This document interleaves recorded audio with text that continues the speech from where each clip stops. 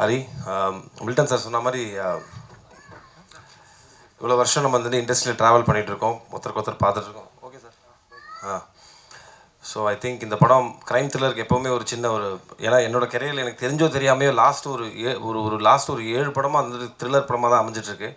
So அதுக்கு ஒரு சின்ன மினிமம் கேரண்டி இருக்குது. கரெக்டான ஸ்க்ரீன் பிளேயோட ஒரு அழகான ஒரு ப்ரமோஷன்ஸ் இருந்ததுன்னா அந்த படம் மினிமம் கேரண்டியாக ஓடும். அது எல்லாமே இந்த படத்தில் இருக்குது. அண்ட் டைட்டில் டிசைனுமே ரொம்ப நல்லா இருக்குது, 4th floor. So wishing you all the best. Of course நம்ம காட்ஸ் அண்ட் சோல்ஜர்ஸ் ப்ரமோஷன்ஸ்லேயே சந்திப்போம். நாங்கள் 2 பேரும் ஒன்றா சேர்ந்து பண்ணியிருக்கோம் மில்டன் சார் படத்துலையும். ஸோ மொத்த டீமுக்கும் நம்மளோட மனமார்ந்த வாழ்த்துக்கள். ஸோ அடுத்த சக்ஸஸ் மீட்டு கூப்பிடுங்க. தேங்க்யூ. தேங்க்யூ. இயக்குனர் சேரன் அவர்களை உங்கள் முன் பேச அழைக்கிறோம்.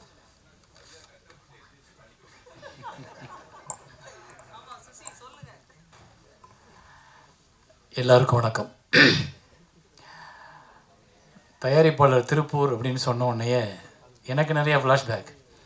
திருப்பூர் ப்ரொடியூசர்ஸ்னு ஒரு டைட்டில் கொடுத்து நீங்கள் படம் பண்ண சொன்னால் நான் படம் பண்ணிடுவேன். அவ்வளோ ப்ரொடியூசர்ஸ் நான் பார்த்துருக்கேன் திருப்பூரில். ஆனால் யாருமே ஒருபடியாக படம் பண்ணல. நீங்கள் ஃபஸ்ட்டு வந்து இந்த படத்தை பண்ணி கொண்டு வந்து நிப்பாட்டி அதை ரிலீஸ் பண்ண போகிறீங்கன்றதுக்கு உங்களுக்கு வாழ்த்துக்கள். எனக்கு நிறைய பேர் வேறு விஷயங்களுக்காக சினிமாவுக்கு வந்தவங்களாக இருந்தாங்க. நீங்கள் மட்டும் சினிமாவை நோக்கி வந்தவங்களாக இருந்திருக்கீங்க. எனக்கு சந்தோஷமாக இருக்குது. அதுவும் உங்கள் குடும்பத்தோடு உட்காந்துருக்கீங்க. அந்த குடும்பம் உங்களை நம்பி இந்த திரையுலகத்துக்குள்ளே அனுமதிச்சிருக்காங்க. ஸோ அந்த அனுமதித்ததுக்கு நீங்கள் அவங்களுக்கான கொடுக்குற பரிசுன்றது இந்த திரைப்படத்தோட வெற்றிகளாக இருக்கணும் கண்டிப்பாக. ஸோ அதை நான் விரும்புகிறேன். உங்களுக்கு 2 மகள்கள். நான் உள்ளே உட்காந்து பேசிகிட்டு இருந்தேன். எனக்கு 2 மகள்கள். இவங்க கிட்டத்தட்ட நம்ம சின்சியராக தான் இருப்போம். ஏன்னா நம்ம பொண்டாட்டிக்கு பதில் சொல்கிறோமோ இல்லையோ, மனைவிக்கு குழந்தைங்களுக்கு பதில் சொல்லணும் இல்லையா? பாப்பா கேட்கும் அப்புறம் உங்களை. ஸோ ஃபஸ்ட்டு உங்களுக்கு கங்க்ராட்ஸ். நீங்கள் நல்லா பண்ணுங்கள் தம்பி. இந்த ஃபோனை ஆஃப் பண்ணுங்கள் தம்பி. அப்புறம் இந்த படத்தோட ஃபஸ்ட்டு இம்ப்ரெஷன், இந்த படம் நல்லா இருக்கும் போல இருக்கே அப்படின்னு நம்ம யோசிக்கிறதுக்கு முதல் காரணமாக இருக்குது அந்த டைட்டில் டிசைன். அது யார் பண்ணாங்கன்னு தெரியல. அந்த தம்பிக்கு என்னோடய வாழ்த்துக்கள். ரொம்ப அழகாக ரொம்ப பிரமாதமாக டிசைன் பண்ணியிருக்காரு. 4th ஃப்ளோர் அப்படின்ற ஒரு சாதாரண பேர் தான் அது. 1st floor, 2nd floor, 3rd floor, 4th floor, 10,000 எல்லா இடத்துலையும் இந்த வார்த்தைகள் இருக்கும். ஆனால் அந்த 4th ஃப்ளோர்ன்ற வார்த்தைக்கு ஒரு கம்பீரத்தையும் ஒரு டிசைனையும் கொடுத்தது வந்து ரொம்ப அழகாக இருக்குது. அதில் தெரியுது இந்த படத்தோட அட்ராக்ஷன், வெற்றி எல்லாமே. ஏன்னா எல்லோரும் இந்த 4th ஃப்ளோர் ட்ரெய்லர் பார்க்கும்போது இந்த படத்தை பார்க்கணும்னு தோணும். இன்றைக்கி நிறைய பேருக்கு வந்து அந்த த்ரில்லர் கைண்ட் ஆஃப் ஃபிலிம் இந்த மாதிரியான ஜேர்னர் தான் ஒர்க் அவுட் ஆகுது. அதை வந்து ரொம்ப அழகாகவே அவங்க ஃபோட்டோகிராஃபியாகவும் சரி, ஆர்டிஸ்ட் செலெக்ஷன்லேயும் சரி, ஷார்ட் டிவிஷன்லேயும் சரி கொடுத்துருக்க விதத்தில் வந்து ஏதோ ஒரு நம்பிக்கை இன்றைக்கி உள்ள அடுத்த ஜென்ரேஷனுக்கு வந்து அந்த படம் பிடிச்சிரும் அப்படின்ற ஒரு நம்பிக்கை ஏற்படுத்துது. ஸோ அதனால் இந்த காம்பினேஷன் அடுத்த படம் பண்ணுறதுக்கு தயாராக இருங்க. ஏன்னா உங்கள் காம்பினேஷன் எல்லாமே நல்லா ஒர்க் அவுட் ஆகிருக்கு. ஃபோட்டோகிராஃபிலேருந்து, எடிட்டர்லேருந்து, மியூசிக்லேருந்து எல்லாமே மியூசிக் ரொம்ப நல்லா இருக்குது பிரதர். ரொம்ப அழகாக பண்ணியிருக்கீங்க. அந்த வார்த்தைகள் எழுதின கவிஞர் ரொம்ப நல்லா இருக்குது. உங்களுக்கு எதிர்காலம் இருக்குது. நீங்கள் நம்பிக்கையோடு இருங்க, பயப்படாதீங்க, தைரியமாக எந்திரிச்சுங்க. நான் தான் கவிஞர் இல்லைங்க. கவிஞனுக்கு ஒரு திமிர் இருக்கணும்ல, அது இருக்கலாம், தப்பு கிடையாது. அந்தளவுக்கு நல்ல வார்த்தைகள் இருக்குது உங்ககிட்ட. எனக்கு ரொம்ப பிடிச்சிச்சு. டிசைன் பண்ணவங்க நல்லா பண்ணியிருக்காங்க. அண்ட் எடிட்டர் யார் இங்கே இருக்காங்களா? சுதர்ஷன், ராம் சுதர்ஷன். ஓ, அந்த இதுக்கிட்ட ஜெமினியில் இருப்பார் அவர். ஓகே சூப்பர், நல்லா பண்ணியிருக்கார் எடிட்டர். அண்டு ஆரி வந்து எனக்கு நண்பர், அப்புறம் என்னோடய ஸ்டூடெண்ட்டு, அப்புறம் என் படத்தில் ஹீரோவும் நடித்தவர், அப்புறம் இப்போ நான் எடுத்த ஜேர்னியில் என்னோட ட்ராவல் பண்ணவர் நடித்தவர், அதை தாண்டி என்னோடய உறவினர், அதை தாண்டி வந்து எங்கள் ஊருக்காரர், மதுரைக்காரரு. ஸோ இப்படி எல்லா இடத்துலையும் எங்களுக்கு நெருக்கம் இருக்குது. எங்கள் குடும்பத்தோடு எல்லாருக்கும் தெரிஞ்ச ஒரு நண்பராக தான் நான் இங்கே வந்திருக்கேன். ஏன்னா அவரோட முயற்சி, அவருடைய ரொம்ப, அதாவது இங்கே வந்து பின்புலத்தில் ஆளை வச்சுக்கிட்டு வர்றவங்க நிறைய பேர். ஆனால் பின்புலத்தில் இல்லாமல் ஓடி வந்து ஒருத்தன் ஜெயிக்கிறான்ல, அவனுக்கு இருக்க வேல்யூ தனி தான் என்னவாக இருந்தாலும். ஏன்னா பின்புலத்தில் எங்கள் அப்பா டைரக்டரு, இல்லை எங்கள் அப்பா வந்து ரைட்டரு, இல்லை எங்கள் அப்பா ப்ரொடியூசர்னு ஒருத்தர் வராமல் எனக்கு யாரையுமே சினிமாவில் தெரியாதுங்க, சினிமா தெரியும் அப்படின்னு வந்ததில் நான் ஒரு ஆள், அவர் ஒரு ஆள். ஸோ எங்களுக்கெல்லாம் அந்த வெற்றி தான் எங்களையே இன்றைக்கி வரைக்கும் உயிர்ப்போட வச்சுருக்கு. அப்படின்னா நாங்களாக போராடி, நாங்களாக ஜெயிச்சு, நாங்களாக அந்த இடத்துல உட்காந்துருக்கோம். எங்களுக்கு யார் பின்னாடி சப்போர்ட் பண்ணி நீ போயிடுன்னு எங்களுக்காக 10 படம் எடுக்கலை. ஒவ்வொரு படத்துக்கும் சுசீந்திரனுக்கும் அதே மாதிரி தான், அவருக்கு இதே மாதிரியான இப்படி வந்தவங்க பாருங்கள். தொடர்ந்து இண்டஸ்ட்ரியில் படம் பண்ணிக்கிட்டே இருப்போம். ஏதோ ஒரு ரூபத்தில், ஏதோ ஒரு இடத்துல நாங்கள் எங்களுடைய படங்கள் மூலமாக உங்கள்கிட்ட பேசிக்கிட்டே இருப்போம். அப்படி ஒரு ஆளாக நான் ஆரியை பார்க்குறேன். எனக்கு ஆரியை வந்து முதல் படம் நான் ஆடும் கூத்து அப்படின்னு ஒரு படம் பண்ணும்போது, அந்த படத்தில் டிவி சந்திரன் டைரக்டர், அவர் வந்து என்கிட்ட கேட்டார், எனக்கு இந்த கேரக்டர் பண்ணுறதுக்கு ஒரு நல்ல முகம் வேணும், ஒரு நல்ல பையன் வேணும் அப்படின்னு கேட்கும்போது, எனக்கு ஒரு ஆட்டோகிராஃபில் நடிக்க வந்தவரை நான் கூப்பிட்டு எனக்கு ஃபிசிக்கல் ட்ரெயினராக வாங்க, நான் ஒரு 72 கிலோ 76 கிலோவாக இருந்தேன். அப்போ அதை வந்து எனக்கு ஷூட்டிங் போகிறதுக்கு இன்னும் 10 நாள் 15 நாள் தான் இருக்குது, எனக்கு 13 கிலோ குறைக்கணும் ஆறினேன். சார் 15 நாளில் 13 கிலோவா எப்படி குறைக்கிறதுன்னு? ஆனால் குறைச்சோம், தவம் மாதிரி குறைச்சோம். ஏன்னா அவர் என்னை வந்து சக்கையாக புழிஞ்சிருவார். ஸோ அவர் ஒர்க்கில் உள்ள டெடிக்கேஷன் எனக்கு நான் அன்றைக்கி பார்த்தேன். ஸோ இந்த பையன் வந்து இந்த டைரக்டரை காக்கா பிடிச்சிக்கிட்டா பின்னாடியே இருக்கலாம், நாளைக்கு ஒரு படம் பண்ணிடலாம்னு நினைக்காம நம்ம நடிக்க தான் போனோம். ஆனால் ஒரு டைரக்டர் என்னை இதை மாற்றுன்னு சொல்லி கொடுக்குறாரு, அந்த வேலையில் நான் சின்சியராக இருக்கணும்னு அதுக்காக சார்ட்டு போட்டு கிட்டத்தட்ட ஒரு 15-20 நாளில் 13 கிலோ குறைச்சோம். எனக்கு அது ஆச்சரியமாக இருந்தது. இன்றைக்கி யாருமே குறைக்க முடியாது, எப்படியுமே குறைக்க முடியாது. அது வந்து என்னென்னா அந்த ஆட்டோகிராஃப் சக்ஸஸில் அது ஒரு பார்ட். அது அந்த படம் சக்ஸஸ் ஆகணுன்றதுக்காக நடந்த ஒரு அதிசயம். அன்னைக்கு நான் 65 கிலோ குறைஞ்சது, இன்றைக்கி நான் அதுக்கப்புறம் கூடவே இல்லை, அதே வெயிட்டு அப்படியே மெயின்டைன் பண்ணிகிட்டே இருக்கேன். அதுக்கு காரணம் நீங்கள் தான். அந்த டெடிக்கேஷன் என்னாச்சு, அவரை வந்து நான் ஆடும் கூத்து பண்ணும்போது ஆடும் கூத்தில் சரி ஆடியை அறிமுகப்படுத்தலாம். அவர் கூட டிவி சந்திரன் பெரிய டைரக்டர், அவர் மலையாளத்தில் நேஷனல் அவார்டு வாங்கின பெரிய டைரக்டர். அவர் மீரா ஜாஸ்மினுக்கெலாம் நேஷனல் அவார்டு வாங்கி கொடுத்துருக்கார். அவர் தான் அந்த ஆடும் கூத்து படத்தை எடுத்தார். அப்புறம் பாதியில் அவங்க படம் முடியாமல் போகும்போது நான் எடுத்தேன். ஆனால் அதுக்கு முன்னாடியே நான் அவர் அதில் வந்து நடிகரை அறிமுகப்படுத்தணும். ஆனால் அது ஒரு பெரிய வாய்ப்பை தேடி கொடுத்துடல, அது ஒரு பெரிய அங்கீகாரத்தை கொடுத்துடல. ஆரி நல்லா நடிச்சிருக்காரு, ஆரி வந்து நல்ல நடிகர்னு உடனே 10 பேர் தேடி போயிடல. அப்போ நமக்கு ஒரு தளர்ச்சியும், நமக்கு ஒரு தோல்வியை பற்றிய பயமும், நமக்கு வந்து ஒரு எதிர்காலம் பற்றிய பயமும் வரும். அந்த பயத்தை ஓவர் கம் பண்ணி ஒவ்வொருத்தரும் வந்து தன் முதல் தோல்வியை ஒரு மனிதன் கடந்துட்டான்னா எத்தனை தோல்வியும் கடக்கிறதுக்கான கம்பீரம் தைரியம் அவனுக்கு வந்துடும். அந்த முதல் தோல்வியை கடந்தவன் தான் ஆரி. அந்த முதல் தோல்வியை கடந்ததுனால தான் இன்றைக்கி அவர் தளராமல் அடுத்துன்னு பண்ணும்பொழுது இப்போ இந்த படத்தில் பார்த்தா ஆக்சுவலி தனஞ்சயன் சார் சொன்னது ரொம்ப உண்மை. அவ்வளோ பர்ஃபெக்டாக உள்ளுக்குள்ளே உட்காந்துருக்கார். ஸோ இது இன்னி தொடர்ந்து அவருக்கு நிறைய படங்களை உருவாக்கும், நிறைய படங்களை கொண்டு வரும். தனியாக நீங்கள் நிற்கிறதுக்கான ஒரு வாய்ப்புகளை இன்னும் நிறையா உருவாக்கும் இந்த சினிமா. ஆனால் நீங்கள் இந்த சினிமாவுக்கு உண்மையாக இருங்க, அவ்வளோதான். இந்த சினிமாவுக்கு உண்மையாக இருந்தோம்னா போதும். ஸோ இதுதான் எனக்கு நான் உங்களுக்கு கொடுக்குற அட்வைஸ்ன்றது. மற்றபடி தனஞ்சயன் சார் சொன்னார், இது காலகாலமாக கடந்த 20 வருஷமாக நம்ம எல்லாம் புலம்பிக்கிட்டு இருக்கிறது தான். பாருங்கள், எல்லோரும் விட்டு ரெடியாக இருக்காங்க, ஏதாவது ஒரு பால் விழுகும், இறை விழுகும் அப்படின்னு நினைக்கிறாங்க. அந்த இறையை எப்படி கொடுக்குறதுன்னு தெரியல. ஏன்னா தனஞ்சயன் சார் சொன்னது வந்து ஒரு கருத்து மட்டும் கிடையாது, நிறைய தயாரிப்பாளர்களோட வலி, நிறையா தயாரிப்பாளர்களோட பிரச்சனை. ஒரு படத்தை ஆசைப்பட்டு எடுத்துடுறோம், அந்த படத்தை மக்கள்கிட்ட கொண்டு போய் சேர்க்குறதுக்கும் மக்களை அந்த படத்தை பார்க்க வைக்கிறதுக்கும் நம்ம ரொம்ப கஷ்டப்படுறோம். அதில் நீங்கள் இன்றைக்கி வந்து உட்காந்துருக்கும்போது ராஜா சார் வந்து ஜெயிக்கணும் அப்படின்னு நான் ப்ரே பண்ணுறேன்ல, அது காரணம் என்னென்னா ஏற்கனவே வந்த நிறையா தயாரிப்பாளர்கள் ஜெயிக்கலைன்றப்போ அவங்க படுற வலியும் கஷ்டம் எனக்கு நல்லா தெரியும். நான் திருமணம்ன்ற ஒரு ப்ரொடியூசர் ஒரு புது ப்ரொடியூசர் வச்சு படம் பண்ணும்போது அந்த படம் பிரேக் ஈவன் ஆச்சு. இருந்தால் கூட எனக்கு அந்த புது ப்ரொடியூசரை பயன்படுத்துறதுக்கு பயம் வருது. ஏன்னா அது அவர் உழைச்ச பணம், அவர் குடும்பம் ஒரு நம்பிக்கையோடு காத்திருக்கிற பணம். அவர் ஒரு குடும்பத்திலேருந்து ஒரு பணத்தை பிடுங்கி ஏதோ ஒரு தாகத்தில் நம்ம ஒரு சினிமா ப்ரொடியூசர் அவனை கொண்டாந்து போடுற பணம். ஆனால் அதை இங்கே ஜெயிச்சு திருப்பி மீட்டு எடுக்கிறதுக்கு அந்த தயாரிப்பாளருக்கு வழி இருக்கான்னா இல்லை. அப்போ நாங்கள் மனசாட்சியை அடகு வச்சுட்டு ஒரு தயாரிப்பாளர் தெரிஞ்சே ஒரு குழிக்குள்ளே கொண்டு போய் தள்ளுறோமா அப்படின்னா ஆமாம் தள்ளுறோம். அது யார் பிழைக்கிறதுக்கு? இங்கே இருக்கிற 120 டெக்னீஷியனும் பொழைச்சிட்டு போயிடுவாங்க. இவங்க யாரும் சம்பளம் வாங்க வேலை பார்க்க போகிறதில்ல. டெக்னீஷியன் சவுண்ட் இன்ஜினியர்லேருந்து ப்ரொடக்ஷன் வரைக்கும் எல்லோரும் காசை கொடுத்தா தான் வேலை. ஆனால் அது எல்லாத்தையும் ஒரு ப்ரொடியூசர் திரும்ப வரும்ன்ற கனவில் கொண்டு வந்து போடும்போது எல்லாம் வாங்கிக்கிட்டு முடிச்சுட்டு நன்றி சார்ன்ட்டு போயிடும். அந்த படத்தை வச்சுட்டு ஒரு ப்ரொடியூசர் தனியாக நிற்கிறார். இதை எங்கே கொண்டு ரிலீஸ் பண்ணுறது? எத்தனை ஷோ கொடுப்பாங்க, எத்தனை தேட்டர் கொடுப்பாங்க, எப்போ சொல்லுவாங்க ஷோ இதுன்னு என்னமே தெரியாது. அப்போ இதுக்கெல்லாம் காரணம் என்னென்னா, ஒழுங்குபடுத்தப்படாத சினிமாவிற்குள் நிறைய பேர் முண்டி அடித்து ஓடிட்டுருக்கோம். டெய்லி நம்ம டிராஃபிக்கில் போகிற மாதிரி எல்லோரும் இன்னும் இவ்வளோ டிராஃபிக்கு நம்ம கேட்போம் போகும்போதே. ஆனால் நம்மளும் அந்த டிராஃபிக்குள்ளே ஒரு ஆளாக இருக்கோம். அது மாதிரி தான் சினிமா தயாரிப்பு இன்றைக்கி டிராஃபிக்குள்ளே மாட்டிக்கிட்டவங்க மாதிரி எங்கே போய் எந்த சிக்னல் என்னென்னு எப்படி திரும்பி எப்படி கொண்டு போய் மக்கள்கிட்ட சேர்ப்போம்ன்றத தெரியாத ஒரு புதிர் இருக்கும்போது இந்த புதிர் விடுவிக்கிறது ரொம்ப சிம்பிள். ஒரு கட்டுப்பாடு, ஒரு ஒழுங்கு, எல்லாரும் பிழைக்கணுன்ற ஒரு நல்ல சிந்தனை எல்லாருக்கும் வேணும். அதை வந்து தயாரிப்பாளர்கள் ஒன்றுபடுத்த முடியலையா, தயாரிப்பாளர் சங்கம் அதை முயற்சி பண்ணணும். தயாரிப்பாளர் சங்கத்தில் வந்தவொன்னே ப்ரொடியூசருக்கு ஒரு பணத்தை கட்டி 1 லட்ச ரூபாய் எவ்வளோ சார் 1,00,000 கட்டி இந்த மெம்பர்ஷிப் போடுறோம். என்ன கேரண்டி? நான் ஏன் இந்த 1,00,000 கட்டணும்? இந்த 1,00,000 கட்டினதுனால எனக்கு என்ன பயன்? நான் உங்ககிட்ட எதிர்பார்க்குறது ஒன்று தானே. என் படத்தை நான் எடுத்துட்டேன் சார், எனக்கு நல்லபடியாக தேட்டரை ஃபிக்ஸ் பண்ணி ரிலீஸ் பண்ணி கொடுங்க சார்ன்றது மட்டும்தானே நான் கேட்குற கேள்வி. எனக்கு நீங்கள் கொடுக்குற பொங்கல் காசு தேவையில்லை, நீங்கள் கொடுக்குற கூட்டம் போடுற ஒவ்வொரு விஷயம் எனக்கு தேவையில்லை.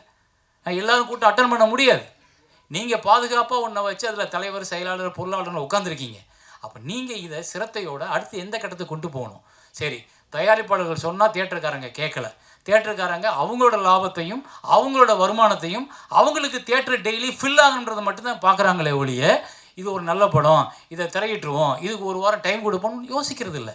ஏன்னா முன்னாடியெல்லாம் ஃபிக்ஸட் ஹையர் அப்படின்னு ஒரு சிஸ்டம் இருந்தது. ஒரு வாரத்துக்கு தியேட்டரை நான் வாடகைக்கு எடுத்துகிட்டு என் படத்தை ஓட்டிக்கலாம். ஒரு வாரத்துக்கு அப்புறம் ஹோல்டில் ஒரு விழுகலைன்னா அவன் தூக்கிக்கலாம்.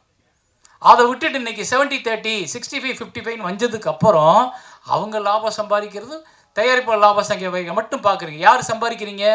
மெயினாக இருக்கிற ஒரு 10 ப்ரொடியூசர், 10 நடிகர்கள், 10 டைரக்டர்ஸ் பண்ணுற படங்கள் மட்டும்தான் ஓடுது. சின்ன பிள்ளை தெரியாமலே கைத்தட்டுது. நீங்களாம் தட்ட மாட்டீங்க, ஏன்னா நடிகர்கள் நமக்கு நாளைக்கு வேணும்.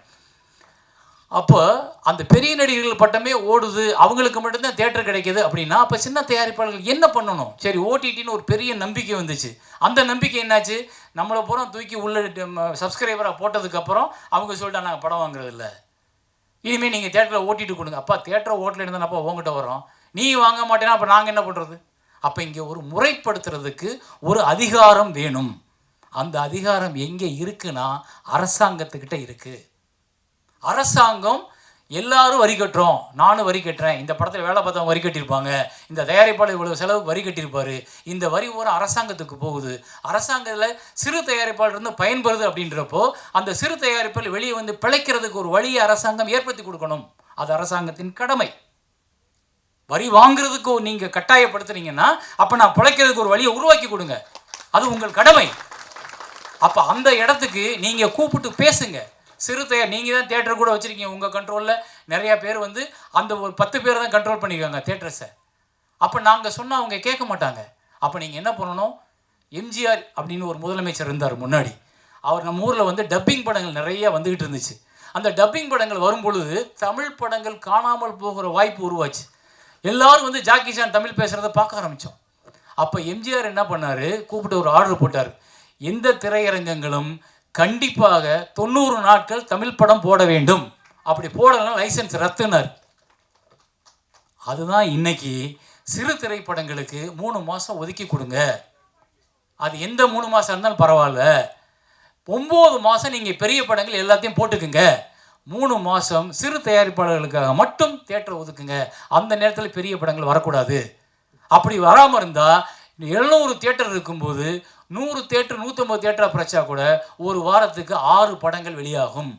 3 மாதம்னா நான் ஒரு மாதம் 4 24, 3 மாதம்னா 72 படம் ரிலீஸ் ஆகும். 72 ப்ரொடியூசர் வாழ்வாங்க. அப்போ இந்த திட்டத்தை யார் போடுறது? அப்போ இந்த திட்டத்துக்கு யார் முன்னாடி போய் கேட்குறது? நான் மட்டும் போய் கேட்டேன்னா நான் ஒரு அரசாங்கத்துக்கு எதிரான நான் ஆவேன். ஆனால் என் கூட்டமாக போய் நம்ம கேட்டோம்னா அரசாங்கத்துக்கான பிரச்சனையாக அது மாறும். அப்போ அவங்க ஒரு வாரம் போட்டுக்குங்க, ஒரு தயாரிப்பாளர் ஒரு வாரத்துக்கு நீங்கள் கூலி கட்டுங்க, தியேட்டருக்காரங்க நஷ்டப்பட வேண்டாம், நீங்கள் ஒரு வாரத்துக்கு என்ன கூலியோ வாங்கிக்கிறங்க அப்படின்னு சொல்லும் பொழுது தியேட்டருக்காரத்துக்கு நஷ்டம் இல்லை, அரசாங்கத்துக்கு நஷ்டம் இல்லை, தயாரிப்பாளர்கள் 72 படத்தை ரிலீஸ் பண்ணிட முடியும். இந்த திட்டத்தை பேசுகிறதுக்கு யாருக்கு தெரியாமல் இல்லை? தனஞ்சனி சாருக்கு நல்லா தெரியும் இந்த மாதிரி ஸ்கீம் நல்லா இருக்குன்னு. ஆனால் யார் போய் பேசுறது? அப்போ நான் பகச்சுக்கிறோம்ன்ற பயம் எதுக்கு? நான் ஏன் ஊரில் நான் பிழைக்கிறதுக்கு நான் வரியை கட்டிட்டு நான் உனக்காக கஷ்டப்பட்டு அரசாங்கம் நல்லா இருக்குன்னு என் வரியை பூரா கட்டிவிட்டு நான் பிழைக்கிறதுக்கு முன்னவன் உங்ககிட்ட கேட்குறதுக்கு நான் ஏன் யோசிக்கணும்? யோசிக்கக்கூடாது.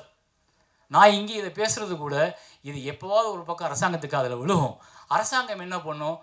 இப்போ தயாரிப்பாளர் சங்கத்தை கூப்பிட்டு சேரன் படி பேசினாராமே, அது என்ன கருத்து, வாங்க உட்காந்து பேசணும்னு கூப்பிட்டுச்சுன்னா நான் இந்த மேடையில் இன்னைக்கு கலந்துக்கிட்டதுக்கு எனக்கு பிரயோஜனம் உண்டு. தேங்க்யூ. மாதா பிதா குரு தெய்வத்துக்கு வணக்கம். நான் பேசும் என் தாய்மொழி தமிழுக்கு என்னுடைய முதல் வணக்கம். சீக்கிரம் பேசி முடிச்சிடறேன், அவங்ககிட்ட இதை வீணாக்க விரும்பலை, நேராக மேட்டருக்கு வந்துடுறேன். முதல்ல இப்படி ஒரு விழாவுக்கு படத்தில் நடித்தவங்க இன்றைக்கி அந்த விழாவில் வந்து கலந்துக்கிறதே ரொம்ப கஷ்டமான ஒரு சூழல் இருக்கிற நேரத்தில் இவ்வளவு நேரம் பொறுமையாக இந்த விழா அழைப்புதலை ஏற்று யார் படம் யார் நடிச்சிருக்கா அப்படிங்கிறதெல்லாம் இல்லாமல் ஒரு ஃபோன் காலுக்கு மதித்து இங்கே வந்து இவ்வளோ நேரம் வெயிட் பண்ண ஒவ்வொருத்தருமே பாதம் தொட்டு என்னுடைய வணக்கத்தை சொல்லிக்கிறேன். முதல்ல யாரோ படம் எடுக்கிறாங்க, யாரோ ரிலீஸ் பண்ணுறாங்க, யாரோ நடிக்கிறாங்க, இதில் நமக்கு என்ன இருக்குங்கிறது இல்லாமல் ஒரு நல்ல சினிமா எடுக்கிறவங்களுக்கு பின்னாடி பக்கத்தில் நிற்கணும் அப்படிங்கிற ஒரு விஷயம். தனஞ்சயன் சார் கூட அவருக்கு வேலை இருக்குது கிளம்புங்க சார் சொன்னாங்க. இல்லை சார், நீங்கள் தனியாக இருப்பீங்க. ஏன்னா எப்போவுமே இந்த கல்யாணத்தப்போ கூட ஒரு மாப்பிள்ளை தோழன் இருப்பாங்க. இதில் 1000 பிரச்சனை இருந்தாலும் அந்த கட்சிப்படுத்தி கொடுத்துட்டு மனசு ஆறுதல் படுத்திட்டு, ஏய் நான் இருக்கேன்டா அமைதியாரு, கல்யாணம்லாம் அப்படி தான் பதட்டமாக இருக்கும், சரியா போயிடும் அப்படிங்கிற மாதிரி இந்த ரிலீஸுக்கான ஒரு பதட்டமும் சூழல் இருக்கும்போது ஒரு ஆறுதலாக இல்லை ஜெரன் சார் எல்லோரும் போனால் கூட நான் இருக்கேன், நீங்கள் பேசுகிற வரைக்கும் நான் இருக்கேன்னு சொன்னேன். உங்களுக்கு என்னுடைய பெரிய நன்றி சொல்லிக்கிறேன் சார். அதுக்கப்புறம் இங்கே வந்த ஒவ்வொருத்தருமே, பரத்தாக இருக்கட்டும், ரொம்ப ஷார்ட் நோட்டீஸில் பிளான் பண்ணி இதுக்கு ப்ராஃபுல்லாக யார் ரிலீஸ் பண்ணணும், யார் வாங்கிக்கிறது, இதெல்லாம் ஒரு பிரச்சனை இருக்குது இன்றைக்கி. யார் வரணும், யார் பண்ணணுன்னு இது எதையுமே எதிர்பார்க்காம இந்த மேடைக்கு கூப்பிட்டோடனே வந்த பரத், அவருக்கு முதல்ல நன்றி. பரத்துக்கு ஒரு சர்ப்ரைஸ் இருக்குதுன்னு சொன்னேன். அவர் கிளம்பி கொஞ்சம் ஒர்க் இருக்கு, ஹாஸ்பிட்டல் போயிட்டார். ஏன்னா அந்த படம் ஃபஸ்ட்டு பரத் தான் நடிக்கிறதா இருந்தது, அவருக்கு போய் கதை சொல்கிறதா இருந்துச்சு. அதுக்கப்புறம் அடுத்த கதைக்கு டிஸ்கஷன் போயிட்டுருக்கு. பரத்தை வச்சு படம் பண்ணலான்னு பேசிட்டு இருந்தார். அதான் நான் சொன்னேன், நீங்கள் வாங்க பிரதர், உங்களுக்கு ஒரு சர்ப்ரைஸ் இருக்குதுன்னு சொன்னேன். அவருக்கு அது இன்னும் தெரியாது, கிளம்பி போயிட்டார். ஏன்னா அடுத்து ஒரு 3 படம் பண்ணுறதுக்கு அவர் டிஸ்கஷன் பண்ணிகிட்ருக்காரு. அடுத்ததாக நான் சினிமாவில் இருக்கேனா இல்லையான்னு எல்லாருக்கும் ஒரு டவுட்டு. இந்த பிக் பாஸ் போயிட்டு வந்ததுக்கப்புறம் கொஞ்சம் ஆளே காணோம். நெஞ்சுக்கு நீதி படம் பண்ணார். அப்புறம் மக்கள்கிட்ட எனக்கு என்ன தெரியும் அப்படிங்கிறது ஒவ்வொரு நேரமும் எனக்கு தெரியறதில்ல. ஆனால் என்னை சுற்றி இருக்கிறவங்களுக்கு மற்றவங்களுக்கு தெரியும். அப்படி எனக்கு என்ன தெரியும், என்னால் என்ன முடியுங்கிறத நம்பி இன்றைக்கி ஒவ்வொரு வாய்ப்பை கொடுத்த என்னுடைய ஒவ்வொரு தயாரிப்பாளருக்கும், ஒவ்வொரு இயக்குனருக்கும், ஒவ்வொரு டெக்னீஷியனுக்குமே இந்த நேரத்தில் நான் அவங்களுடைய பாதம் தொட்டு நன்றி சொல்லிக்கிறேன். அதுக்கு அடுத்ததாக எனக்கு பிக் பாஸுக்கு அப்புறம் எனக்கு ஒரு பெரிய வாய்ப்பை ஏற்படுத்தி கொடுத்த வாத்தமிழாவுடைய producer Cheers Entertainment, Cheers Music, அவங்க அபி மேம்க்கு அண்ட் செல்வா சாருக்கு ஒரு பெரிய நன்றியை சொல்லிக்கிறேன். எனக்கு வெளியில் நான் ஷூட்டிங் போகிறேன், எல்லா ஊர்களுக்கு போகிறேன், எல்லா இடங்கள்லையும் அவங்க சொல்கிற ஃபஸ்ட்டு விஷயம் நெடுஞ்சாலை சார், மாயா சார், அடுத்து பிக் பாஸ் சார், அடுத்து இப்போ போய் சேர்ந்துருக்கிறது சார் உங்கள் வாத்தமிழ நல்லா இருக்கு சார், அந்த ஷோ பயங்கரமாக பேசுகிறீங்க சார், அது நல்லா பண்ணுறீங்க சார், நிறைய நல்ல நல்ல விஷயங்கள் நாங்கள் லைஃப்பில் என்ன பேசுகிறோமோ அதை அப்படி ரிஃப்ளெக்ட் பண்ணுங்க சார், அதை விடாமல் பண்ணுங்கள் சார்ன்னு சொல்லும்போது ஒரு எளிவனுடைய குரலாக அந்த ஒரு ஷோ இன்னைக்கு உயிர்ப்போடு இருக்குன்னா, இப்படிப்பட்ட ஒரு ப்ரொடியூசர் பணத்தை பார்க்காம மக்களுக்கு கொண்டு போய் சேர்க்கக்கூடிய ஒரு ஷோவாக இன்றைக்கி மாறி இருக்குது சக்ஸஸ்ஃபுல்லாக. அவங்க எங்கிட்ட ஒரு ப்ராமிஸ் பண்ணாங்க, நான் உள்ளே வரும்போது நான் உள்ளே வேணான்னு சொல்கிறதுக்காக தான் உள்ளே போனேன். நமக்கு இது எப்படி இவ்வளோ நேரம் பண்ண முடியும், நமக்கு நடிக்க தெரியும், அங்கே போய் ஷோ எப்படி ஹேண்டில் பண்ண பழக்கம் இல்லை உன்னால் முடியும், ஃபஸ்ட்டு உன்னை யாரும் எனக்கு தெரியாது, அப்புறம் சொன்னாங்க நீ அப்படி இப்படிலாம் சொன்னாங்க, நீ இப்போ பயங்கரமாக பேசுவேன், பிக் பாஸில் அப்படி பேசுவேன் இப்படி பேசுவேன், எப்படி பேசுறியோ எனக்கு தெரியாது, கொஞ்சம் ஆரண்டி பண்ண, நீ எவ்வளோ அடித்தாலும் தாங்குற ஆளாக இருக்க, அதனால் தைரியமாக வா, இந்த ஷோ பண்ண கரெக்டான ஆள் நீங்கள் தான், 2-3 பேர் ஷார்ட் லிஸ்ட் பண்ணோம், அதனால் கரெக்டான ஆடு நீ தான், நீ வா அப்படின்னு சொல்லி உள்ள தூக்கி போட்டாங்க. ஸோ அவங்க ஒரு ப்ராமிஸ் பண்ணாங்க, 1 வருஷம் அந்த ஷோ பல கிடச்சிட்டு நீங்கள் பண்ணுங்கள், அது ஒரு இடத்துக்கு போய் சேரும் அப்படின்னு சொன்னாங்க. அதே மாதிரி 1 வருஷம் அந்த ஷோ முடிஞ்சு லாஸ்ட் ஒரு ஃபியூ வீக்ஸ் மேக்ஸு டிஆர்பியில் இது வரைக்கும் கலைஞர் டிவிலே ஹையஸ்ட் டிஆர்பி ஒரு ஷோ ஹிட் ஆச்சு. அதாவது பக்திமான் மனைவிகளிடம் மாட்டிய கணவர்கள் அப்படிங்கிற அந்த ஷோ ஆல்மோஸ்ட் 1 பாயிண்ட்டுக்கு மேலே டிஆர்பி ஒரு பெரிய சக்ஸஸ்ஃபுல்லாக அது இருந்துச்சு. கலைஞர் டிவியில் கூப்பிட்டு எல்லாருமே பாராட்டினாங்க, மேம் எல்லாருமே பாராட்டினாங்க. இது ஏன் சொல்கிறேன்னா, இதுக்கப்புறம் ஷோ பண்ணுறாரு, டிவிக்கு போயிட்டாரு, படம் பண்ணுறாரா ஒன்றுமே தெரில, ஆனால் ஆள் மட்டும் ஷூட்டிங் போயிட்டே இருக்காரு அப்படின்னு சொல்லிட்டு. ஏன்னா நிறைய இந்த இடைப்பட்ட காலத்தில் மற்றவங்க ஆடியோ லான்ச்சுக்கு வர்றது அதிகமாகிடுச்சு. என் ஆடியோ லான்ச்சுக்கு நானே வர்றது கொஞ்ச நாளுக்கு அப்புறம், சில வருஷங்களுக்கு அப்புறம் இப்போ தான் வரேன். அப்படிப்பட்ட ஒரு வாய்ப்பு ஏற்படுத்தி கொடுத்த என்னுடைய தயாரிப்பாளருக்கு நான் நன்றி சொல்லணும். தயாரிக்கிறது முக்கியமாக தயாரிப்பாளருக்கு ஏன் நான் நன்றி சொல்லணும் அப்படின்னா, இந்த படம் பண்ணதுக்கு சூரி எனக்கு ரொம்ப நண்பர், அண்ட் லக்ஷ்மண் எல்லாருமே எனக்கு ஃப்ரெண்டு, ஏற்கனவே படம் பண்ணியிருக்கோம். இது ரொம்ப கொஞ்சம் எனக்கு கோவம் இருக்குது, எனக்கு எமோஷன்ஸ் இருக்குது, இப்போ இதெல்லாம் நான் எதுவுமே உங்கள்கிட்ட காட்ட விரும்பலை. ஏன்னா நிறைய அவமானங்களை தாண்டி தான் ஒவ்வொரு கலைஞர்களுமே இந்த சினிமாவுக்கு வராங்க. அவமானப்படாத யாருமே வர முடியாது. இது எனக்கும் அது ஒரு தடவை இல்லை, 2 தடவை இல்லை, பலாயிரம் தடவை அந்த விஷயம் நடந்துகிட்டே இருக்குது, திருப்பூர் நடந்துகிட்டே இருக்குது, இன்றைக்கி நடந்துகிட்டே தான் இருக்குது. இது எனக்கு மட்டும் இல்லை, சினிமாவை நேசிக்கிற ஒவ்வொருத்தருக்குமே நடந்துகிட்டு இருக்குது. இது எனக்கு மட்டும் புதுசாலாம் இல்லை, அது சுந்தர் சாருக்கு நடக்குது, எனக்கு நடக்குது, மற்ற கலைஞர்களுக்கு எல்லாருக்குமே நடக்குது. இந்த படம் ஏன் இப்போ சார் கூட சொன்னார் 27 நீங்கள் போட்டிங்களா சார் அப்படின்னு சொன்னார். ஏன்னா சார் படம் பார்த்துட்டாரு தனஞ்சயன் சார். பார்த்துட்டு ரொம்ப நல்லா வந்திருக்கு. ஒரே ஒரு விஷயம் தான் சொன்னார், சின்சியரான ஒரு அட்டம்ப்ட் இந்த படத்தில் தெரியுது. அது ஒரு இயக்குனராக, ஒரு தயாரிப்பாளராக, நடிகராக, டெக்னீஷியனாக எல்லாரும் ஒரு சின்சியர் படம் எடுக்கணுங்கிற ஒரு முயற்சி எடுத்திருக்கீங்கன்னு ஒன்று இருக்குல்ல, அது போதும் சார். ஏன்னா 150 ரூபா கொடுத்து படம் பார்க்குறவனுக்கு எப்படிப்பட்ட படத்தை கொடுக்கணுங்கிறதான் எல்லாரும் கனவோட படம் எடுக்கிறோம், நான் உள்பட எல்லாருமே. ஆனால் அதை சாட்டிஸ்ஃபை பண்ணுற இடத்துல தான் ஃபெயில் ஆகிட்டே இருக்கும். எக்ஸாம் எழுதிக்கிட்டே இருக்கும், ஆனால் ஃபெயில் ஆகிட்டே இருக்கும். ஏன்னா நம்ம கொஸ்டின் பேப்பர் தெரிஞ்சுக்கிட்டு தான் ஆன்சர் எழுதணும்னு நினைக்கிறோம், யாருக்கும் தெரியறதில்ல. ஏன்னா அவரை நோக்கி வைக்கப்பட்ட ஒரு கேள்வி. புது ப்ரொடியூசர் ஃபஸ்ட் டைம் ஒரு படம் ஆரம்பித்தார், அந்த படம் பாதியில் நின்று போச்சு. அதுக்கப்புறமும் சினிமா அந்த குடும்பம் நம்பி அவரை சினிமாவுக்கு இங்கே அமுச்சு வச்சிருக்கு. என்கிட்ட சௌரியா வந்து சொன்னார், சார் உங்களுக்கு ஒரு 20-25 நாள் டேட் இருக்கும், நீங்கள் வர்றீங்க, நல்லபடியாக நடித்து கொடுக்குறீங்க, கிளம்பிடுறீங்க. இவ்வளோ தான் சூர்யா சொன்னார் என்கிட்ட. வேறு எதுவுமே நீங்கள் வந்து கதையை கேளுங்க, பிடிச்சதுன்னா சொல்லுங்கள், வரீங்க, நடிக்கிறீங்க, கிளம்புறீங்க. இவ்வளோ தான் நான் சொன்னார். சூர்யாவுக்காக சொன்னேன், சூர்யா யார் பண்ணுறாருன்னா லக்ஷ்மண் எல்லாமே டீமாக பண்ணுறாரு, புது ப்ரொடியூசர் நம்மளை நம்பி வந்திருக்காரு பிரதர் அப்படின்னாரு. அதே மாதிரி நாங்கள் போனோம், நடித்தோம், வந்தோம், போனோம், நடித்தோம், வந்தோம். இப்படியே 25 நாள் முடிஞ்சிச்சு. படம் முடிஞ்சது. எடுத்து அந்த படத்தை வந்து பார்த்தாரு, நாங்களும் பார்த்தோம். சின்ன சின்ன விஷயங்கள் பண்ணால் நல்லா இருக்குன்னு ஒரு சஜஷன் சொன்னோம். அப்போ அவருக்கு சினிமா தெரியாது. அப்போ அவர் என்ன சொன்னார், இல்லை சார் நல்லா தான் இருக்குது, நம்ம பண்ணிடலான்னாரு. அவருக்கு எல்லாருக்கும் ஒரு குழப்பம் இருந்துச்சு, எப்படி அவரை கன்வின்ஸ் பண்ணுறது எனக்கு தெரியல. ஆல்ரெடி காசு செலவு பண்ணிட்டாரு, கொண்டு வந்த காசுலாம் கரைஞ்சி போச்சு.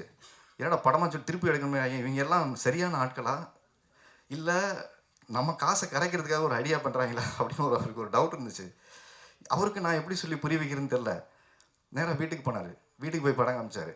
உண்மையாகவே இன்றைக்கி நீங்கள் பார்த்த பாட்டு, நீங்கள் பார்த்த விஷுவல்ஸு எல்லாமே ஏற்கனவே எடுத்துருந்தது தான். அதில் கொஞ்சம் நேர்த்தியாக இன்றைக்கி எக்ஸ்ட்ரானரியாக அந்த படம் பார்த்துட்டு நல்லா இருக்குது அப்படிங்கிற ஒரு இடத்துக்கு இந்த படம் நகர்ந்துருக்குன்னா, இந்த படத்துக்கு முதல் பார்வையாளராக இருந்தது அவங்களுடைய 2 பொண்ணுங்க, அவங்க மனைவி. நீங்கள் அவங்களுக்கு தான் நன்றி சொல்லணும். இந்த படம் சிறந்த படமாக இன்றைக்கி வந்திருக்கிறதுக்கு மிக முக்கியமான காரணம், படம் எடுத்துட்டீங்க, இவ்வளோ காசை போட்டு ஒரு நல்ல படமாக எடுக்க வேண்டியதானே, அதை எல்லாம் பார்த்துக்கலாம் போங்க அப்படின்னு அந்த பிள்ளைங்க சொன்ன அந்த தைரியம், தன்னம்பிக்கை தான் வந்துட்டு அப்படி இப்படி சுறுசுறுப்பாக வந்தார். சார் அது என்னமோ சொன்னீங்களே சார், வாங்க சார் அதெல்லாம் கொஞ்சம் என்னமோ பேசிடலாம், டிஸ்கஸ் பண்ணிடலாம். இல்லைன்னா அவர் அடுத்த வாரமே ரிலீஸ் பண்ணிடலான்ட்டார். நான் அடுத்த படத்துக்கு போகிறேன் சார், இதில் விட்டெல்லாம் நான் அதில் பிடிச்சிக்கிறேன்னாரு. சார் விட்டதை பிடிக்கிறேன் இந்த சினிமாவில் அதை பின்னாடி துரத்திக்கிட்டே இருக்கிறவங்க தான் இங்கே அதிகம். அதனால் ஒரு படம் எடுக்கும்போதே சரியாக எடுத்து அந்த பேனர் எல்லாத்தையும் முடிவு பண்ணிட்டோம்னா சரியாக போயிடும்னு சொன்னேன். அன்னைக்கு அவங்க வீட்டில் சொன்ன விஷயத்தை எல்லாருமே உட்காந்து கவனித்து ஒரு டீமாக பண்ணி, நாங்கள் போடாத சண்டை இல்லை. உண்மையாகவே சொல்கிறேன், சண்டைன்னா ஒரு நல்ல ஹெல்த்தியான டிஸ்கஷன். அவர் ரொம்ப இன்னசென்ட்டு. இவர் எவ்வளோ இன்னசென்ட்னு கேட்டுட்டிங்கன்னா, உள்ளுக்குள்ளே ரத்த கொதிப்பை பாட்டு கேட்டிருப்பீங்கள்ல, அப்படி இருப்பார் உள்ளுக்குள்ளே. இவர் உள்ள என்ன சார் நடக்குது, இல்லை சார் பாவம் அவர் ஏதோ கொஞ்சம் பேசிகிட்டு இருக்கார், யார்கிட்டயோ ஃபோனில் பேசிட்டு கொஞ்சம் ரிலாக்ஸ்டாக இருக்கார். அவர் ரத்த கொதிப்பா இவர் இவ்வளோ தான் டீல் பண்ணுவார். ஏன்னா அவங்க 2 பேருக்கு லவ் பண்ணுற மாதிரி தான். அவர் அங்கே டென்ஷன் ஆவார், பேசுவார். இவர்கிட்ட எந்த விதமான கூலாக இருப்பார், தண்ணி மாதிரி. அது எது ஊற்றினாலும் அணைஞ்சிடும். அதனால் சுந்தர் சார்கிட்ட வேலை செய்கிறது ரொம்ப ஈஸி, ரொம்ப ரொம்ப ஸ்வீட். ஆக்சுவலாக அவர் கோவப்பட்டு நீங்கள் பார்க்கவே முடியாது. அதிகபட்ச கோவம் நான் அதை எடுக்கிறா விடுங்க சார், இதுதான் அதிகபட்ச கோவம். அதை மீறி அவர் எதுக்குமே ரியாக்ட் பண்ண மாட்டார். அப்படிப்பட்ட ஒரு மனிதர் ஒரு படம் பண்ணி இன்றைக்கி இவ்வளோ பேருக்கு ஒரு வாய்ப்பை ஏற்படுத்தி கொடுத்த இன்னும் விஷயத்தை தாண்டி இன்னொரு விஷயம் சொல்கிறேன் சார். ஒவ்வொரு நாளும் க்ளீன் செட்டில்மெண்ட்டு ஆன் டேட் அன்னைக்கே எனக்கு உள்பட எல்லாருக்கும் சம்பள பாக்கி இல்லாமல் கொடுத்த ஃபஸ்ட்டு திருப்பூர்லேருந்து வந்த ஒரு ப்ரொடியூசர். அவருக்கு கடன் வாங்குறாரு எது சார், என் ஆஃபீஸில் யாரும் வந்து நிற்கக்கூடாது சார், நான் கடங்காரன்னு சொல்லக்கூடாது சார், என்னை யாரும் வந்து தப்பாக பேசக்கூடாது சார். ஆன் டேட்டுக்கு செட்டில் பண்ணார். ஏன்னா சூர்யா சொல்லும் போது ஒரு விஷயம் சொன்னார், ஒரு புது ப்ரொடியூசர் படம் பண்ணும்போது நம்ம எப்போ டெக்னீஷியன் சப்போர்ட் பண்ணுவாங்க சார், அன்னன்னைக்கு அவங்களுக்கு பேமெண்ட் கொடுத்துடலாம் சார், 10 நாள் வச்சுக்கிட்டு பண்ணோன்னா அவங்களும் கொடுப்பாங்களோ இல்லையோ நம்பிக்கை இருக்கும். ஏன்னா பெரிய பேனர் மேலே நம்பிக்கை இருக்கும். 10 நாள் கழிச்சு பேமெண்ட் போடுவாங்க, 20 நாள் கழிச்சு பேமெண்ட் போடுவாங்க. ஆனால் மனோ கிரியேஷன்ஸு நம்பி இன்றைக்கி எல்லா டெக்னீஷியனுக்கும் வந்து வேலை செய்வோம் சார். நான் உள்பட சம்பளம் கொடுக்கலன்னா கூட வந்து வேலை செய்வோம். ஏன்னா அடுத்தவங்க காசு நம்ம காசு மாதிரி நினச்சி வேலை செய்யக்கூடிய ஒரு ப்ரொடியூசர். அவங்க காசு நமக்கு எதுக்கு சார், கொடுத்துருவோம் சார், அப்புறமா பேசுவோம் சார் அப்படின்னு. ஆனால் சில நேரங்களில் கராராக பேசுவார். கண்டிஷன் அப்படி தான். வீட்டில் பொண்டாட்டி எப்படியோ அப்படி தான் அவரும் எங்ககிட்ட பொண்டாட்டி மாதிரி நடந்துப்பார். சில நேரம் கொஞ்சம் கோவமாக பேசுவார், அப்புறம் லவ் பண்ணுவார், அப்படி சாப்பாடை போட்டு அள்ளி திணிச்சிருவார், நம்மளால் ஒன்றும் முடியாது. அதனால் ஒரு அன்பான ராட்சசன்னு சொல்லலாம், ராட்சசின்னு சொல்ல முடியாது, ஒரு ஆண். அதனால் ஒரு அன்பான ராஜேஷன் அவர். சினிமாவுக்கு இப்படிப்பட்ட ப்ரொடியூசர் கிடைச்சதில் ரொம்ப சந்தோஷம். ரொம்ப அடமெண்ட்டாக நான், டைரக்டர் லக்ஷ்மண், நாங்கள் நிறைய டார்ச்சர் பண்ணியிருக்கோம் அவரை. ஒரே விஷயம் தான் சொன்னேன், இன்ன வரைக்கும் நான் சொல்லிட்டு இருக்க ஒரே விஷயம், ஏன் அவரோட நான் நிற்கிறேன் இந்த ஆடியோ லான்ச்சில் ரிலீஸ்க்கு அப்புறம் எப்போனாலும் அவரோட நண்பரை நான் சம்பாதிச்சிருக்க விஷயம் என்னென்னா, சினிமாவுக்கு ஒரு நல்ல ப்ரொடியூசர் வந்தார், அவரை சரியாக வழி நடத்தணும், சரியாக அந்த ஒரு நல்ல படம் பண்ணுச்சுங்கிற சந்தோஷத்தோடு ஒரு மனுஷன் வெளில போகணும். தப்பாக ஒரு படம் பண்ணோம், தப்பாக கைட் பண்ணோம், காசை தப்பாக மிஸ்யூஸ் பண்ணோன்னு இல்லாமல் இந்த குழுவை பொறுத்த வரைக்கும் எல்லாமே ஒரு சரியான முயற்சியாக எடுத்து தரன் எல்லாமே கூடுதல் செலவு இருந்தாலும் இந்த படத்துக்கு பரவாயில்ல சார். இதுக்கு அதனால தான் இப்போ சார் சொன்ன ஸ்கேலுக்கு இந்த படம் மாறினதுக்கான காரணம் என்னென்னா, அடுத்து 25 நாள் நம்ம ஷூட் பண்ணியிருந்தோம். ஸோ இந்த படம் ஒரு 45 நாள் 48 நாள் ஒரு பெரிய படத்துக்கான செலவை இன்றைக்கி இந்த படம் பண்ணி இந்த நம்பிக்கையோடு வந்திருக்கு. அடுத்து அவர்கிட்ட வச்ச ஒரு கேள்வி, ஆரியை நம்பி எதுக்கு இவ்வளோ காசு போட்டு படம் எடுக்கிறீங்க? அவர் பிக் பாஸ் போயிருக்காரு, அவர் ஆல்ரெடி படம் பண்ணி அவர் பல வருஷம் ஆச்சு. அவர் தேட்டருக்கு அவருக்கு என்ன பிஸ்னஸ் இருக்குது, இப்போ என்ன பெரிய குறை, நான் மண்டை குழம்பு போய் தர்றாங்க, எனக்கு எவ்வளோ பிஸ்னஸ் இருக்குன்னு யாருக்குமே தெரில, எனக்குமே தெரில. அதாவது ஓடலைன்னு சொல்லி ஒரு நம்பரை சொல்லலாம், ஓடி இருந்தால் ஓடி இருக்குன்னு சொல்லி ஒரு நம்பரை சொல்லலாம். ரெண்டுமே சொல்ல முடியாத ஒரு நம்பர் இருக்கும்போது அவர் சொன்ன ஒரு விஷயம், டிஸ்ட்ரிபியூட்டர்கிட்ட அவர் பேசியிருந்தார். அவர் சொன்ன விஷயம், சார் இந்த பக்கம் மைனஸ்லேயும் இல்லை, இந்த பக்கம் ப்ளஸ்லேயும் இல்லை, நான் சேஃபாக இருங்க சார். ஏன்னா 0க்கு பக்கத்தில் எத்தனை நம்பர் வேணால் போடலாம் சார், ஆனால் மைனஸில் போயிட்டா தான் திருப்பி எடுத்துகிட்டு வர்றது கஷ்டம் சார். யாருக்கும் அறிமுகம் இல்லாத ஒரு முகத்தை நான் எடுத்துகிட்டு வரல, ஆனால் இந்த படம் மூலியமாக நான் எப்படி நீங்கள் நெடுஞ்சாலை ஒரு படம் பெரிய வீட்டுக்கு கொண்டு போய் சேர்த்துச்சு, எப்படி மாயா அவங்களுக்கு ஒரு அங்கீகாரத்தை ஏற்படுத்தி கொடுத்துச்சு, அப்புறம் நாகேஸ்வரியம், ஒவ்வொரு படங்களும் ஒரு அங்கீகாரத்தை ஏற்படுத்தி கொடுக்குதோ, இன்றைக்கு வெற்றி அடைஞ்ச ஹீரோக்கள் நிறைய பேர் இருக்காங்க, பிஸ்னஸ் உள்ள ஹீரோக்கள். அவர் சொன்ன விஷயம், அவர்கிட்ட சொன்ன விஷயம், வெற்றி அடைஞ்ச ஹீரோக்கள் பல பேர் இருக்காங்க. இன்னொன்று அடுத்த கட்ட நகர்வை நோக்கி நகரக்கூடிய ஹீரோக்கள் இருக்காங்க. இந்த 2 பேருக்கு இடையில போராடக்கூடிய பல நல்ல ஹீரோக்கள் இந்த சினிமாவில் இருக்காங்களா சார். அவங்களுக்கான வாய்ப்புங்கிறது இங்கே யாரோ ஒருத்தர் ஏற்படுத்தி கொடுத்து தான் சார் எல்லாருக்கும் நடந்திருக்கு. ஏன்னா அவருக்கு இவ்வளோ புரிதல் இருக்குன்னு எனக்குமே தெரியல சார். ரஜினியை ஃபஸ்ட்டு படம் பண்ணும்போது யாருக்கும் தெரியாதுல்ல சார். இன்றைக்கி நமக்கு ரஜினி சார், இன்றைக்கி விஜய் சார், இன்றைக்கி அஜித் சார், யார் எப்போ மாறுவாங்கன்னு யாருக்குமே தெரியாது சார். ஒரு படம் தான் அவங்க வாழ்க்கையை மாற்றிருக்கு சார். காந்தாராங்கிற ஒரு படம் கன்னடத்துலேருந்து இன்றைக்கி வந்ததுக்கப்புறம் அந்த ஹீரோ நமக்கு யாருக்குமே தெரியாதுல்ல சார். ஃபஸ்ட்டு படம் பண்ணும்போது தெரியாது. எந்த நம்பிக்கையில் அவங்களுக்கு 30 கோடி போட்டு காசு எடுத்தாங்க, அந்த நம்பிக்கை ஏன் சார் நமக்கு இருக்க மாட்டேங்குது அப்படிங்கிற அந்த கேள்வியை அதே லவ் டுடே படமாக இருக்கட்டும், இவர் சொன்ன உதாரணம் சொன்னது. அப்போது யாரையோ நம்பி யாரையோ காசு போட்டால் தான் சார் இந்த படம் ஜெயிக்க முடியும். அப்படி யாரையோ நம்பி போடுறதுக்கு நான் உங்களை நம்பி காசு போட்டேன் சார், கட்டாயம் இந்த படம் எனக்கு கரை சேர்க்கும் சார். அதனால் நான் கவலைப்படலை சார். அதுக்கப்புறம் இந்த படத்தை கொண்டு போய் சேர்க்குற ரிலீஸில் இருக்கக்கூடிய சிரமங்கள், அவர் எஃப்எம்எஸ் பிஸ்னஸ் இதெல்லாம் பேசும்போது நிறைய சிக்கல்களை தாண்டி எனக்கு தெரிஞ்சு வடிவேல் சொல்கிற டைலாக் மாதிரி எவ்வளோ அடித்தாலும் தாங்கக்கூடிய ஒரு ப்ரொடியூசராக மாறிட்டார். குனிகிறாரு, அடி இந்த பக்கம் அடிங்கடா, அந்த பக்கம் அடிங்கடா, இப்படி கேட்குறீங்களா அப்படின்னு ஆள் ரைட்டாரு. ஸோ ஏன்னா அவருக்கு இங்கே தெரியல, முன்னாடி சொல்லும்போது அதுக்கு அவருக்கு ஃபஸ்ட்டு எல்லாம் ஃப்ரெஷ்ஷாக இருந்துச்சு சார். இங்கே ஃப்ரெஷ் ஒரு இடத்துல பிஸ்னஸ் பேசும்போது கரெக்டாக ஒரு கைட்லைனை போகலைன்னா சுற்றிடும் சார் அப்படிங்கும்போது, இப்போ அவரை நிறைய பேர் சுற்றல விட்றாங்க. இப்போ கொஞ்சம் ட்ரெயின் ஆகிட்டு அவரை எல்லாத்தையும் சுற்றல விட்றாரு. இவ்வளோ தானே படம், வாங்க வாங்க வாங்க பார்த்துக்கலாம் அப்படின்ட்டு. அதனால் 27 ஃபிக்ஸ் பண்ணிவிட்டு கூட அதான் சொன்னார், இல்லை சார் ஃபிக்ஸ் பண்ணிட்டு அடுத்து 2 மாதம் நமக்கு லீவு இல்லை சார், எக்ஸாம் வருது, நிறைய பணம் போட்டிருக்கு சார், பண்ணிட்டோம், ஜனநாயகம் தள்ளி போச்சு சார், இந்த கேப்பை ஃபில் பண்ணுறோமோ இல்லையா சார், நாம் தேட்டரை ஃபில் பண்ணுவோம் சார்னு சொன்னார். கேப்பை ஃபில் பண்ணுறதுக்கு நிறைய படம் வரலாம் சார், தேட்டரை ஃபில் பண்ணக்கூடிய ஒரு நல்ல படம் கொடுத்துருவோம் சார் அப்படிங்கிற ஒரு நல்ல முயற்சியோடு இந்த படம் எடுக்கப்பட்டிருக்கு. எனக்கு ஆதங்கம் கோபம் இதெல்லாம் சொன்னதுக்கு பின்னாடி என்ன விஷயம்னா, எங்கோ ஒருத்தர் யாரோ ஒருத்தருக்கு வாய்ப்பு கொடுத்தா மட்டும்தான் எல்லாருமே அடுத்த கட்டத்துக்கு நகருவாங்க. இல்லைன்னா அந்த வாய்ப்பு கொடுக்கக்கூடிய ஒவ்வொரு தயாரிப்பாளருக்கும் நம்ம நன்றி உள்ள இதாக இருக்கணும். எனக்கு வாய்ப்பு கொடுத்த என்னோடய தயாரிப்பாளருக்கு நான் நன்றி உள்ள ஆளாக இருக்கணும்னு நினைக்கிறேன். ஏன்னா நான் உதவி இந்த படம் பண்ணோம், ஜெயிக்கணும், அவ்வளோதான். ஏன்னா நான் 5 கோடி ரூபா போட்டு நீங்கள் படத்தை பண்ணுறவருக்கு நான் கொடுத்த இந்த சின்ன காசு ஒன்றும் பெரிய காசு கிடையாது. ஆனால் நான் காசு கொடுக்குறேன்னு இது என் படத்துக்கு காசு கொடுக்கல, இது நம்ம படம். நாங்கள் சார் ஒரு பிரச்சனைன்னு வரும்போது ஒரு இடத்துக்கு நான் இந்த படத்தை நம்பலைன்னா அப்போ யாரை நம்புவா? எனக்கு ஒரே கேள்வி தான் இருந்தது. நானே இந்த படத்தை நம்பலை அப்படின்னா நானே போக. அப்போ இந்த சுயநலமாக ஒரு இடத்துல இருக்கும்போது என் சம்பளம் எனக்கு கொடுத்துருங்க சார், நான் வாங்கிட்டு போகிறேன்னு இல்லாமல் நாம் எல்லாம் ஒரு இடத்துல நின்று இந்த படம் பண்ணுங்கிற முடிவோடு வந்திருக்கோம். அதுக்கப்புறம் ஒரே விஷயம் சார், இன்னொரு விஷயம் சொன்னாங்க, அது ரொம்ப ஹர்ட்டிங்காக இருந்துச்சு எனக்கு. ஏன்னா எனக்கு இது சினிமாவுக்கு வரும்போது சொன்னாங்க, இந்த மூஞ்சியெல்லாம் யார் பாப்பா அப்படின்னு சொல்லி ஒரு விஷயம் சொன்னாங்க. அதுக்கப்புறம் இந்த மூஞ்சியை நம்ம ஒரு இடத்துக்கு போராடி வர வேண்டியது இது எல்லாருக்கும் நடக்க விஷயம். ஆனால் இப்போ சொன்ன விஷயம், சார் அவர் பிக் பாஸ்க்கு வந்தார், 11 கோடி ஓட்டு போட்டாங்க, அவருக்கு எந்த மக்கள் வந்து தேட்டருக்கு ஓப்பனிங் வரும் எப்படி பார்ப்பாங்க அப்படிங்கிற ஒரு கேள்வி எல்லாரும் கேட்குறாங்க சார் அப்படின்னு ஒரு விஷயம் சொன்னாங்க. நான் அவங்களுக்கெல்லாம் ஒரே பதில் தான் இப்போ நான் சொல்ல வேண்டிய விஷயமா நான் பதில் சொல்கிறேன். நான் பிக் பாஸ்க்குள்ளே போகும்போது எனக்கு இத்தனை பேர் ஓட்டு போடுவாங்க, எனக்கு இவ்வளோ பேர் சப்போர்ட் பண்ணுவாங்க, எனக்கு இவ்வளோ பெரிய ஆதரவு இருக்கும், எதுவுமே எனக்கு தெரியாது. எதுவுமே எனக்கு தெரியாது. நான் சினிமாவுக்கு வந்த காலத்துலேருந்து என் பாக்கெட்டில் எவ்வளோ இருக்கோ 10 ரூபா இருக்குன்னா என் குடும்பத்துக்கான தேவை போக 1 ரூபாயோ 4 நாளோ செலவு பண்ண அந்த மக்களுக்கும் இந்த சமுதாயத்துக்கும் செலவு பண்ணுங்கிற என்னோட எண்ணங்கள் அன்னையிலேருந்து இன்னைக்கு வரைக்கும் மாறலை.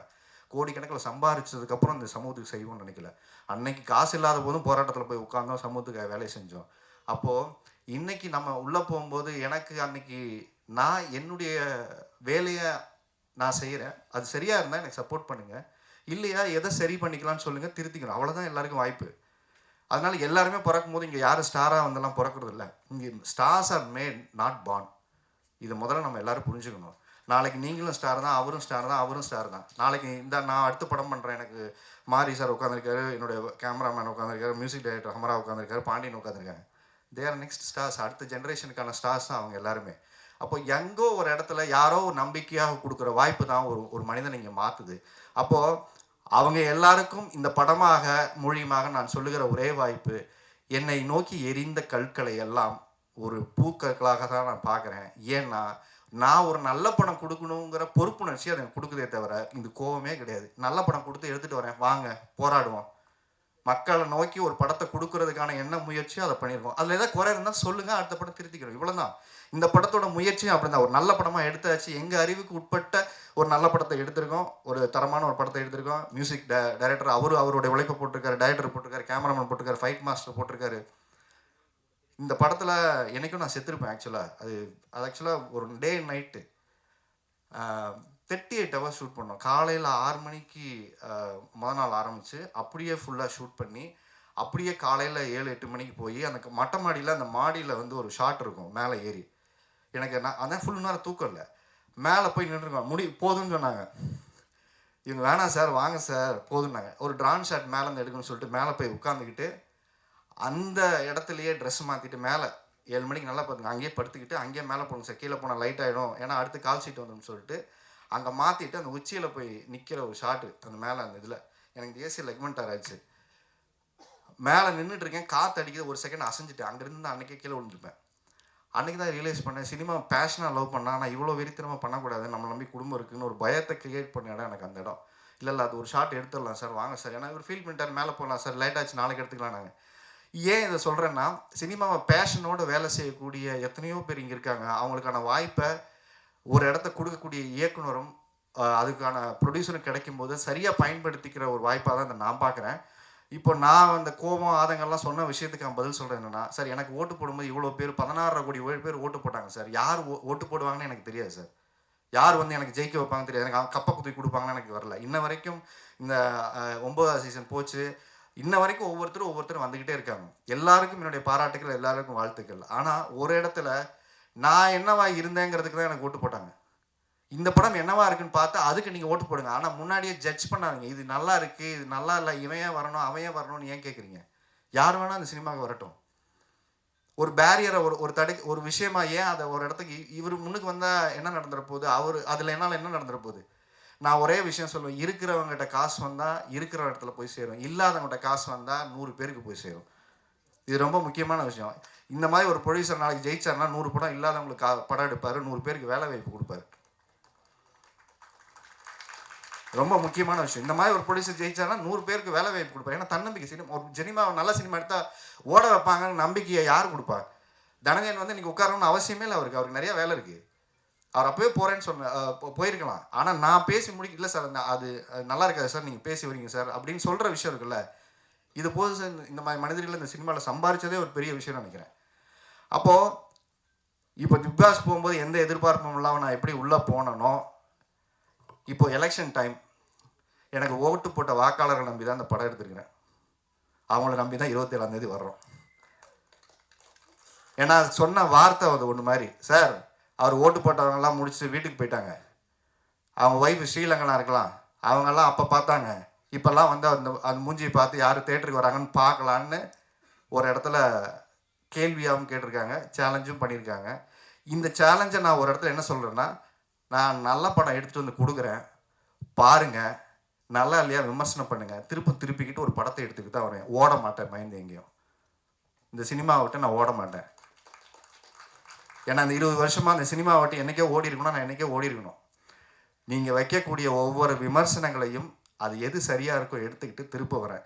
ஸ்ரீலங்காவில் இருக்கிறவங்க வந்து படம் பார்க்குறாங்களா, ஸ்ரீலங்கன் தமிழர்கள் வந்து படம் பார்க்குறாங்க, உங்களெல்லாம் அவங்க பார்த்து ஓட வச்சுருவாங்களா, இல்லை இந்த மூஞ்சியெல்லாம் இங்கே பார்ப்பாங்களாங்கிற விமர்சனம் வைக்கிறீங்கல்ல, படம் பாருங்கள், எது நல்லா இருக்குன்னு சொல்லுங்கள், நடிப்பு நல்ல சொல்லுங்கள், திருத்திக்கிறோம், நல்லபடியாக அடுத்த படம் எடுத்துகிட்டு வரோம். ஆனால் யார் வரணும் யார் வரக்கூடாது, இவங்களுக்கெல்லாம் இப்படி ஒரு ஒரு படம் எடுத்துகிட்டு வரனால இவரெல்லாம் ஏன் ஜெயிக்க வைக்கணும், இந்த இடத்துக்கு நம்ம போகவே வேணாம். யார் வேணால் இங்கே ஜெயிக்கட்டும் சார், யார் வேணால் இங்கே வரட்டும் சார். ஒரு நல்ல படம் எடுத்துகிட்டு வந்தால் அதை கொண்டாந்து சேர்க்கறதுக்கான முயற்சியை ஒரு தயாரிப்பாளர் காசு போட்டு படம் பண்ணும்போது அதுக்கு பாராட்டுற விஷயம் இல்லைன்னா கூட அதை நசுக்கிற வேலை இங்கே இருக்கக்கூடாது.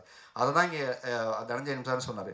அதனால் இந்த படத்தோட கண்டென்ட் தான் பேசணும், நான் அதிகம் பேசக்கூடாதுன்னு நினச்ச ஒரு விஷயம். குறிப்பாக அவருக்கு நன்றி சொல்கிறதுக்காக அந்த டைம் எடுத்துக்கிட்டேன். நான் சொல்லி இந்த படத்தை கொண்டு வந்து பிப்ரவரி 27 யார் பொறுப்பில் இந்த படத்தை கொடுக்குறேன்னா, நீங்கள் சொன்ன அதே மக்களுடைய பொறுப்புக்கிட்ட தான் அந்த படம் கொடுக்குறேன். ஏன்னா நான் ஒரு வருஷமாக ஒரு பொறுப்புள்ள ஒரு ஷோ பண்ணிகிட்டு இருக்கேன். அதுக்கப்புறம் இவ்வளோ ரெஸ்பான்சிபிலிட்டி உள்ள ஒரு பொறுப்புள்ள ஒரு தகப்பனா, ஒரு பொறுப்புள்ள ஒரு நடிகனா, இந்த சமூகத்தின் மேல் அக்கறையுள்ள ஒரு மனிதனா, நீங்கள் வேணால் என்ன வேணால் நினச்சிக்கோங்க. ஒரு நல்ல படம் எடுத்து வந்து கொடுக்கணுங்கிற முயற்சியோடு வந்திருக்கோம். இது நல்லா இருக்குது அப்படின்னா பாராட்டுங்க, சரியா இல்லைன்னா சொல்லுங்கள், திருத்திக்கணும். ஸோ பிப்ரவரி 27 இந்த படம் ரிலீஸ் ஆகுது. ஒரு நல்ல முயற்சியாக, கூட்டு முயற்சியாக அந்த படம் வருது, தேட்டருக்கு வருது. எல்லாரும் வந்து பார்த்து, தேட்டரில் வந்து பார்த்து இந்த படத்தை சப்போர்ட் பண்ணுங்கள். இதற்கு பின்னாடி எல்லாரும் சொல்கிற ஒரே விஷயம்தான் கிளிஷேவான ஒரு டயலாக். இந்த குடும்ப வாழும், அவர் வாழும், நான் வாழ்வேன், இதெல்லாம் கரெக்டு. ஒரே ஒரு விஷயந்தான், நேர்மையாக உழைச்சா, நேர்மையாக ஒரு படம் எடுத்துகிட்டு வந்தால் நீங்கள் தேட்டருக்கு வந்து நேர்மையாக பார்த்து அதை சப்போர்ட் பண்ணுவீங்கிற நம்பிக்கை மட்டும்தான் ஒரு புது ப்ரொடியூசரை கொண்டு வரும், இன்னொரு புது கலைஞர்களை உருவாக்கும். நல்ல சினிமா தமிழில் வரலன்னா நீங்கள் வந்து பார்த்து சப்போர்ட் பண்ணிங்கன்னா கட்டாயம் வரும். அப்படி ஒரு சினிமாவாக அதை ஒரு முயற்சியை நாங்கள் நினச்சி எடுத்திருக்கோம். அது சரியாக இருந்தால் நீங்கள் தயவு செஞ்சு வந்து எங்களை எல்லோரும் சப்போர்ட் பண்ணுங்கள். இந்த மாதிரி ஒரு தயாரிப்பாளர் ஜெயிச்சானா எங்களை மாதிரி 100 பேருக்கு வாய்ப்பு கொடுப்பாரு. அது பிரஜனுக்கு எல்லாருக்குமே நிறைய வாய்ப்பு கொடுப்பாரு. So thanks to Prajan. இங்கே வந்த ஒவ்வொருத்தருக்குமே என்னுடைய நன்றி சொல்லிக்கிறேன். சூர்யா, கார்த்தி, மேக்கப் மேன், முருகா வந்து கூகார்த்தியோடைய வரிகள் வந்து ரொம்ப எக்ஸ்ட்ரானரியாக அந்த பாடல் கொடுத்துருக்காரு. எனக்கு ரொம்ப வருத்தம் படுது. லவ் சாங்கை இன்னும் கொஞ்சம் கிராண்டாக விஷுவல் பண்ணான்னு அவர்கிட்ட சொல்லிகிட்டே இருந்தேன். அவர் இப்போ ரிலீஸ் பண்ணதுக்கப்புறம் அவருமே ஃபீல் பண்ணுறாரு, இது கொஞ்சம் அப்படி எடுத்துக்கலாம்ல சார், பாட்டு செம்மையாக இருக்குதுன்னு சொல்லி மேமும் சொன்னாங்க. அந்த பாட்டு ரொம்ப நல்லா இருக்குது அப்படின்னு சொல்லி சொன்னாங்க. ஸோ உங்களுக்கு அடுத்த படத்துக்கு எனக்கு 2 பாட்டு எழுதியிருக்கீங்க. ஸோ ரொம்ப நல்லா எழுதியிருக்காரு. உங்களுக்கு பெரிய எதிர்காலம் இருக்குன்றதை தொடர்ச்சியாக நம்ம வேலை செய்வோம். இந்த சினிமா நல்ல கவிஞர்களை கொண்டாடிய ஒரு சினிமா. நாளைக்கு நீங்கள் கண்ணதாசன் மாதிரி, வாலி ஐயா மாதிரி நிறைய நல்ல நல்ல பாடல்களை கொடுக்கக்கூடிய ஒரு கவிஞராக நீங்கள் வரணும்னு கட்டாயம் வாழ்த்துறேன். அப்புறம் தரன், எனக்கு நல்ல பாட்டு கொடுத்துருக்கீங்க தரன். மாலை பொழுது மயத்துக்கு அப்புறம் அப்பா பொண்ணுக்கு ஒரு சாங், என் பொண்ணு வந்து அந்த பாட்டை பார்த்துட்டு பயங்கர ஃபீலிங்ஸு. நீ என்னப்பா அந்த பொண்ணெல்லாம் தூக்கி வச்சுட்டு கொஞ்சிட்டு இருக்க, என்ன எப்படி கொஞ்சலான்ட்டு. இப்போ வேறு பாட்டை போட்டதுக்கப்புறம் அவங்க அம்மா கூட அனுப்பிச்சிட்டா, அந்த பொண்ணை தூக்கி சுற்றுற இவன் என்ன பார்க்குறா ஒரு மாதிரியா அப்பா அப்படின்னுக்கிறா. ஸோ அதனால் அந்த பாட்டு அவளுக்கு ரொம்ப, நான் சொன்னேன் திருப்பி அதே மாதிரி உன்னை ஷூட் பண்ணுறேன், உன்னை அது மாதிரி எடுத்து நான் கொஞ்சம் அவளுக்கு ப்ராமிஸ் பண்ணியிருக்கேன். வேணாம்மா, வெக்கத்தை பாரு. ஸோ அதனால் அந்தளவுக்கு அவளுக்கு அந்த பாட்டு பார்த்துட்டு பொசசிவ் ஆகிடுச்சு. மகள்களை பெற்ற அப்பாக்கள் எல்லாரும் காலங்காலமாக கொண்டாடக்கூடிய ஒரு பாடலை கொடுத்துருக்கீங்க. ஸோ உங்களுக்கு என்னோடய பெரிய நன்றி. ஏன்னா உலலாயிங்கிற வார்த்தையை கேட்காம ஒவ்வொரு தகப்பனும் கடந்து போக முடியாது. அந்த மாதிரி ஒரு அழகான ஒரு பாடல். அந்த சிங்கர்ஸ் வந்து எல்லாருக்குமே என்னுடைய நன்றியை சொல்லிக்கிறேன். ஒளிப்பதிவாளர் லக்ஷ்மன், நாங்கள்லாம் புழிஞ்சிருக்கோம் அவரும் வச்சு செஞ்சுருக்கோம் அவர். ஸோ இந்த படம் அவருக்கு ஒரு பெரிய பிரேக்கு. அப்புறம் டேஞ்சர் மணி ஃபைட்டு வந்து ரொம்ப அந்த இன்ட்ரோ பிளாக் ஃபைட் வந்து ரொம்ப மெனக்கெட்டு நாங்கள் பண்ண ஒரு ஃபைட்டு. குறிப்பாக ஒரு 4-5 நாள் நாங்கள் ட்ரிகர்ஸ் எல்லாம் பண்ணி அதை ரெக்கி பண்ணி எடுத்த ஒரு ஃபைட்டு வந்து கிளைமேக்ஸும் வந்து பார்த்திங்கன்னா ஒரு நல்ல ஒரு கிளைமேக்ஸ் ஃபைட்டாக வந்திருக்கு. ஏன்னா 2-3 படம் தொடர்ச்சியாக வேலை பார்த்துருக்கோம். அதில் தான் எனக்கு காலில் அவர் முடிஞ்சிருச்சுன்னாரு. நான் அந்த பார்க்கூர்லாம் கற்றுக்கிறேன்னு சொல்லிட்டு அங்கே வந்து நிறைய சாணி போட்டிருந்தாங்க, ஓடி வந்து ஜம்ப் பண்ணலான்னு சொல்லிட்டு நம்ம தான் கொஞ்சம் ஆர்வக்குள்ளராச்சே, இல்லை அது வரேன் துரத்தி தானே போனால் நான் கொஞ்சம் லென்த் எடுத்துக்கலாம்னு சொல்லி எடுத்தேன். அதை அங்கே கல் இருந்தது, நம்ம அதை பார்க்கல. ஷூவில் ஏறி அடித்தோன்னே அப்படியே ட்விஸ்ட் அடிச்சிச்சு. அதோட ஒரு 6 மாதம் பிரச்சனை. அங்கே போனோடனே வாத்தமேல ஷோவுக்கு தான் அவங்களுக்கு பிரச்சனை. ஏன்டா ஷோ போயிட்டு ஒரு காலை பார்த்துட்டு வர மாட்டேன். ஏன்னா அங்கே உட்காந்துட்டு ஷோ உட்காந்து நிறைய அந்த இடையில பார்த்தீங்கன்னா உட்காந்து ஷோ பண்ணோம். ஸோ அந்தளவுக்கு ரொம்ப டேக் கேர் பண்ணிக்கிட்டாரு. ஸோ அந்த ஃபைட்டெல்லாம் ரொம்ப அழகாக எடுத்து கொடுத்துருக்காரு. எல்லாமே நல்லா வந்திருக்கு. அதுக்கப்புறம் கார்த்தி வந்து இந்த படத்தில் இதுக்கப்புறம் நிறைய படம் உங்களுக்கு கூப்பிடுவாங்க. கார்த்தி ரெடியாக இருந்துக்கேன், உங்கள் டேட்ஸ் ஃப்ரீயாக வச்சுக்கோங்க. நடிப்பை நான் வந்து நிறையா கற்றுக்குங்க. ஏன்னா நிறைய பேருக்கு உதவி செய்கிற மனிதர்கள் வளர்ந்தால் தான் நிறைய பேருக்கு நம்ம சம்பாதிச்சு நிறைய பேர் செய்ய முடியும். அதனால் அது ரொம்ப முக்கியமான விஷயம். நான் சீரியஸாக சொல்கிறேன், உங்கள் முகத்துக்கும் உங்கள் நடிப்புக்கும் ஒரு ஃபீல் இருக்குது. ஒவ்வொருத்தருக்கிட்ட ஒன்று இருக்கும்ல, உங்ககிட்ட ஒரு நல்ல விஷயம் ஒன்று இருக்குது ஸ்க்ரீன் ப்ரெசன்ஸில். அதனால் அது நல்லபடியாக இந்த போராடி உங்ககிட்ட வாங்கிட்டார் எல்லாத்தையும். அடுத்த படத்துக்கு அந்த போராட்டத்தை குறைச்சிட்டு நீங்களாகவே இயல்பாக நடிக்கிற இப்போ தயாராகிட்டிங்கன்னா ஒரு சீசன் நடிகர் ஆகிடுவீங்க. ஸோ எல்லாருக்குமே என்னோட நன்றி. அதுக்கப்புறம் நம்ம யூடியூபர் பாய்ஸ், இந்த படத்தில் யூடியூபர் பாய்ஸ் கேங் இருக்குது. ஸோ எல்லாருமே இன்ஃப்ளூயன்சஸ்ஸு. இப்போ அவன் வந்து விஜய் ஆகிட்டான், ஒருத்தர் வந்து பிளாகர் ஆகிட்டாங்க, எல்லாரும் ஆல்ரெடி பண்ணிகிட்ருக்காங்க. ஸோ அவங்களோட டீம் யுனைட்டி எனக்கு ரொம்ப இன்ஸ்பைரிங்காக இருந்தது. வாங்கடா எல்லோரும் வந்து ஒரு ஃபோட்டோ எடுத்துக்கலான்னு சொன்னேன். ஒரு ஆள் வரல, 2 ஆள் வரல. நாங்கள் வரமாட்டோம் சொல்லிட்டாங்க. அது எல்லாம் வந்ததுக்கு இங்கே இந்த இல்லை சார், எங்கள் டீம் வந்தால் தான் நாங்கள் ஃபோட்டோக்கே வருவோம்னு சொல்லிட்டு அந்த டீம் மெயின் கேட் அவன் வந்ததுக்கப்புறம் தான் எல்லாருமே வந்து சேர்ந்து ஃபோட்டோ எடுத்துக்கிட்டாங்க. ஸோ அவங்களுடைய உழைப்பும் ஒரு முக்கியமாக பாராட்டப்பட வேண்டியது. முக்கியமாக அந்த குழந்தை சில வாடகை இது தயவு செஞ்சு ஒரு பெரிய கைதட்டு கொடுத்துருங்க. ஏன்னா நாங்கள் தூக்கம் முழிக்கிறது பெரிய விஷயம் இல்லை. இந்த குழந்தை வந்து அத்தனை நாள் தூக்கம் முழிச்சு எந்திரிச்சவொடனே வந்து டம்முன்னு அடிச்சுங்க, ஃபீல் பண்ணுடா, கொஞ்சம் அழுடா, கொஞ்சம் சோகமாயிடுறா. ஏன்னா அது வந்து பேச முடியாத குழந்தை வரையா, அதுக்கு ரியாக்ஷன் பண்ண அது வந்து சீசன்ட் ஆகிடுச்சு. நாங்கள் எதாவது கூப்பிட்டு பண்ணோன்னா அந்த அளவுக்கு ஆகிடுச்சு. அது சீசன்ட், அது ரியாக்ஷன்லேயே ஆகிடுச்சு. ஸோ பல்லு விழுந்துருச்சு. அதனால் வளர்கிறதுக்குள்ளே படத்தை நாங்கள் ரிலீஸ் பண்ணிட்டோம். பல்லு விழுதுக்குன்னு சொல்லிட்டு 27ஆம் தேதி ரிலீஸ் பண்ணுறோம். ரொம்ப நன்றி, நல்லா பண்ணியிருக்கேன். அவங்க பேரண்ட்ஸுக்கும் என்னோட பெரிய நன்றி.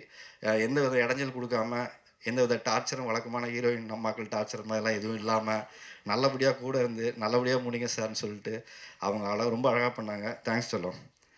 ஓகே.